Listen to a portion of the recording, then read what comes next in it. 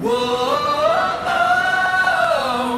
conception of this trip was to provide an adventure of a lifetime for 4 heroes to come out here to Galveston with Devil Dog Fishing Dynasty and enjoy a new adventure, a new experience, for them to broaden their horizons and get to enjoy something that they otherwise wouldn't be able to do. We arrived at the Devil Dog Fishing Lodge shortly after dark, and when we pulled up, the lights were on. It's a big, beautiful home with double decks out front and these pillars, and it just had this perfect southern feel to it. And we walked up to the door, and Mr. and Mrs. Fagan, owners of Devil Dog Fishing, were there waiting for us. Arriving here was great. Everything went smoothly. We had a wonderful meal, nice tour of the home, got everybody situated for the next day, food in our bellies, and we were anticipating what we were really here for, and that was to get rods and reels out there and get in the water and hook some big fish.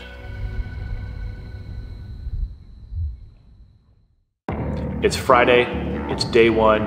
It's time to go out and get some line wet, and we get introduced to our captain, Avery, and our deckhand, Mike. These guys have been fishing together for a long time, and if you ask anybody out here in the Galveston Bay where to go for fish, they're gonna tell you call Avery. He is the man out here and he knows where to go.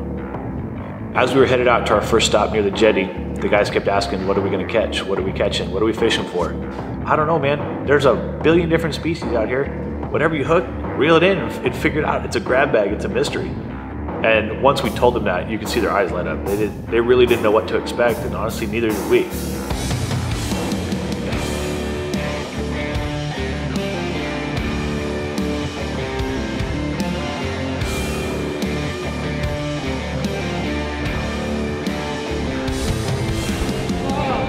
Day one went down in the books as an absolute success.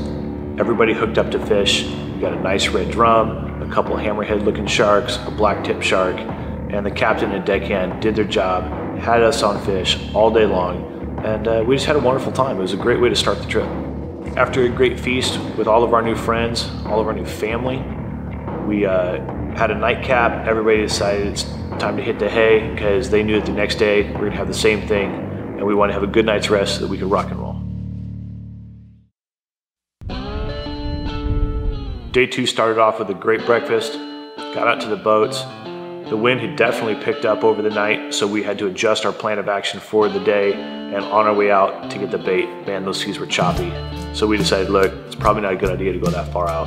Let's stay in where we got wind breaks so that we're not getting beat up on the boat. And it was really nice in there. It was calm, it wasn't very choppy, and we were able to hook up to a bunch of different fish.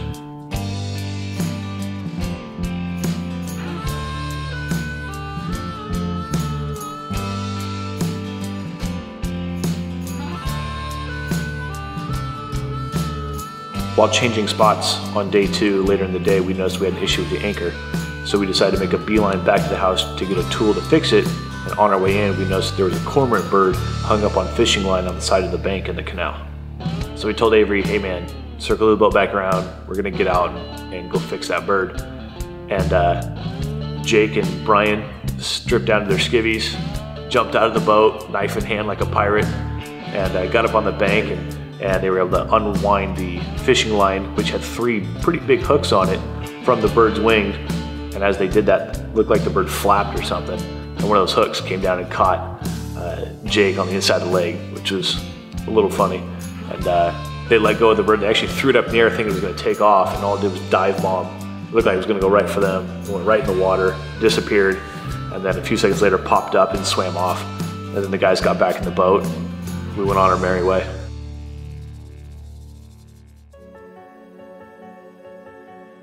After a great day of fishing on day two, we came back to the boathouse, and we were originally gonna use the boat to go over to Topwater, which is a really good seafood restaurant across the bay. However, given the weather and the fact that they closed the floodgate, we couldn't actually get out. So we had to take the cars and go around the bay, which was a 30-minute drive versus a 3-minute boat ride. When we got to Topwaters, it was a busy place. That place was happening, that place was packed, and everybody was glad to see us. They knew we were coming and sat down for a great dinner. We had grilled oysters, fresh red snapper, jalapeno poppers that were amazing, drinks that were phenomenal. The whole meal was great, and that was all courtesy of Topwater and Devil Dog Dynasty.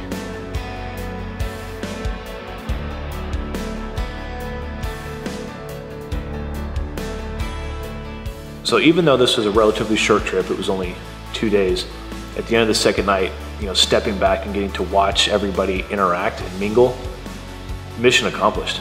These guys now had new friends, they had a good time, and they really enjoyed the trip, and they were some of the best guys we've ever taken out. They were grateful. Through and through, they were grateful for everything. Absolutely mission accomplished.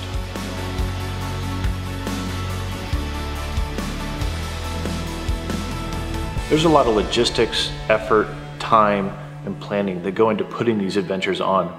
And we'd really like to extend our gratitude and appreciation and thank our sponsors, and more importantly, our partners who believe in our mission and see to it that we're able to do these adventures for our American heroes.